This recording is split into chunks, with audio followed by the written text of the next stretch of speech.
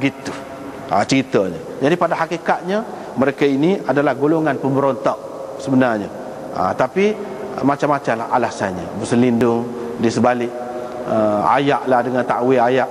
Zaman Nabi dulu, Nabi ada didoa untuk kita, wasalli alaihim inna salataka sakanun lahum.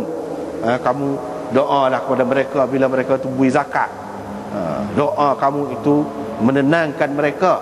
Jadi mereka kata Nabi tak ada dah. Jadi tak ada dah orang yang doa dia menenangkan kita. Dalam ayat tu sendiri kata Nabi je. Dia takwil lah, takwil. Padahalnya itu bukan ditujukan kepada Nabi SAW sahaja.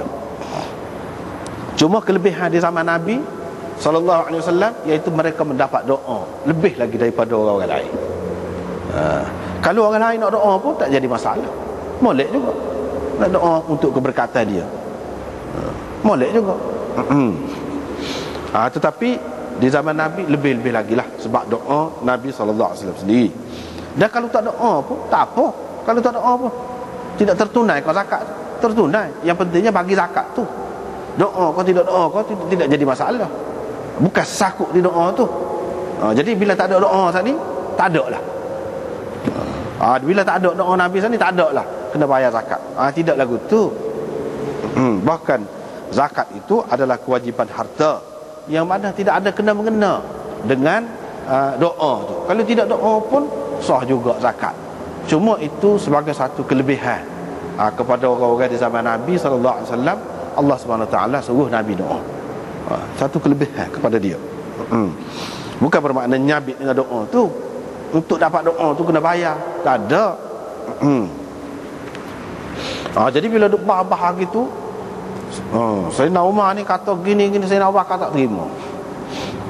Jadi Sayyidina Umar pun kata nampaknya dia percaya mana Sayyidina Abu Bakar ni Allah SWT sudah buka dada dia. Dia terang benar dalam masalah ni. Sebab tu dia dengan yakin kata gitu tu. Dia nak perang semacam. Jadi akhir sekali Sayyidina Umar pun kata, aku pun sedar bahawa hak tu lah hak betulnya. Hak Sayyidina Abu Bakar tu, keputusan dia tu hak tu hak betul. Lepas tu Imam Bukhari sebut dalam riwayat orang ni sebut anak, dalam riwayat orang ni sebut iqal, dalam riwayat ini disebut secara mubham, secara samar, macam di sini kata.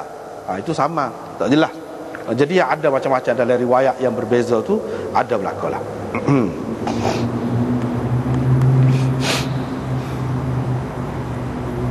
Jadi Sayyidina Abu Bakar tadi dia kata ikut sekarang lagi Sayyidina Abu Bakar tu dia kata ikut Nabi, ikut lagu mana? Dalam hadis tu kata dah kan, aku diperintahkan supaya memerangi manusia sehingga mereka mengucap la ilaha illallah. Orang yang mengucap la ilaha illallah berarti dia telah melindungi nyawanya, hartanya dan nyawanya daripada, kecuali dengan haknya, yakni hak Islam. Mana kalau mengucap saja tapi tak bayar zakat, zakat itu adalah hak Islam. Hak ini mengharuskan perang siapa ke perekat tu.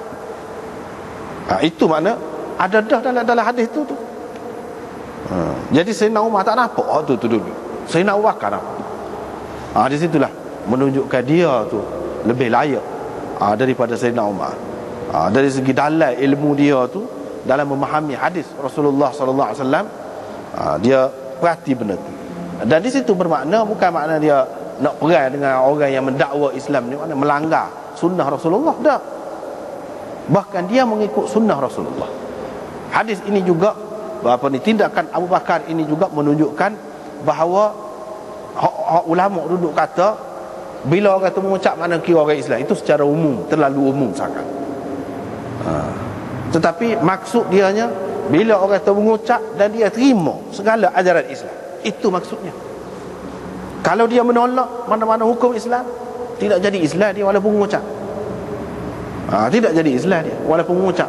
Bahkan sampai ke peringkat boleh jadi walaupun orang tu dari segi zahir dia Islam, mengucap semayang, tetapi ada perkara-perkara yang merosakkan akidah, dia duduk amal hak tu. Tengok puak-puak Khawarij lah, sahabat-sahabat kan perang, tidak ke puak-puak Khawarij itu mendakwa Islam juga. Jadi ini semua ni haqqil Islam illa bihaqqihi.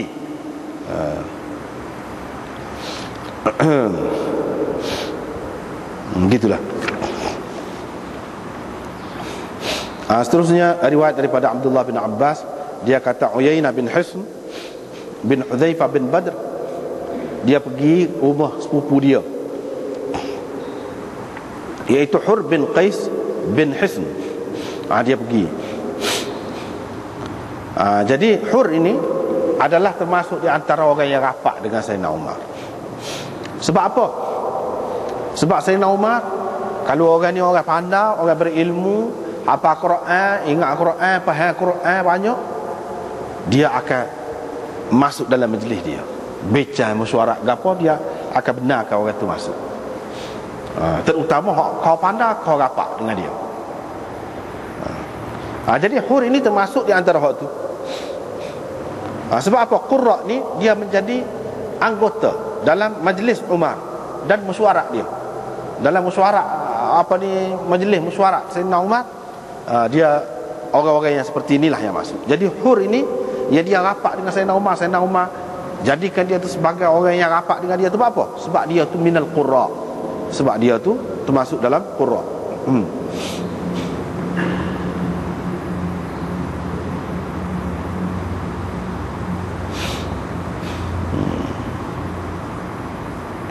Tak kira lah sama ada tua ke ataupun muda. Uyainah pun kata, dia kata, mu ada kedudukan di sisi khalifah ni. Jadi boleh ke, kata dia, mu tolong minta biar aku ni boleh jumpa dengan Umar. Jumpa tu maksudnya seorang sama seorang lah. Ataupun mana tidak ketika sekali dengan orang ramai, gitu maksudnya, nak jumpa.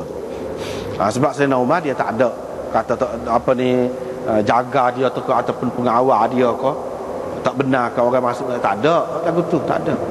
Jadi maksud di sini nak masuk jumpa pada ketika tak ada orang, secara khusus lah. Jadi kalau orang yang pasal dia sibuk, tidak ada masa sangat nak bagi kepada sebarang orang tu. Jadi dia pun, sepupu dia nanti kata, tak apalah, saya akan kira lah, minta izin dengan Sayyidina Umar untuk berjumpa dengan dia. Jadi Ibnu Abbas kata Hur tu minta izin lah dengan Sayyidina Umar, sepupu dia ni, Uyainah ni nak jumpa.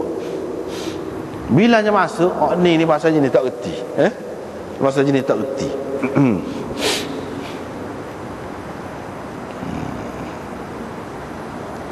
Jadi di sini dia sebut Uyainah ni siapa?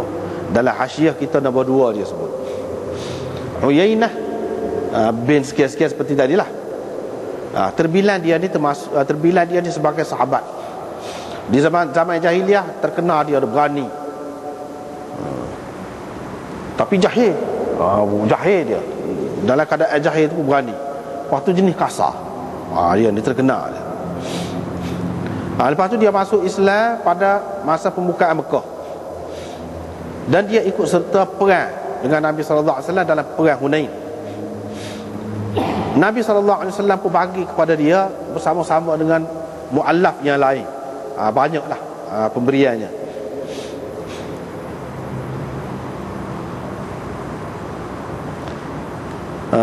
Hak ni lah hak Abbas maksudkan, Abbas bin Mirdas As-Sulami maksudkan dengan syair dia ni. Dia kata kepada Nabi, ataj'alu nahbi wa nahbal abidi baina Uyainah wal Aqra'i. Ada dia Aqra' bin Habis. Jadi dia ni ada cerita lah Uyainah ni dengan Abu Bakar dan Umar. Jadi ceritanya, dia minta dengan Abu Bakar, minta Abu Bakar beri tanah ke dia. Beri tanah ke dia. Umar tak larang, tak usah lah, Umar kata. Imam Bukhari dalam tarikh saghir dia ada sebut cerita ni. Nabi SAW menamakan dia ni Al-Ahmaq Al-Muta', si bodoh yang dipatuhi, yang dituruti. Dia ni ketua kaum dia, tapi dia tak cerdik, tapi orang taat ke dia. Jadi bila Tulaihah mendakwa sebagai Nabi dia tu, Uyainah ni turut kawan tu. Turut kawan tu.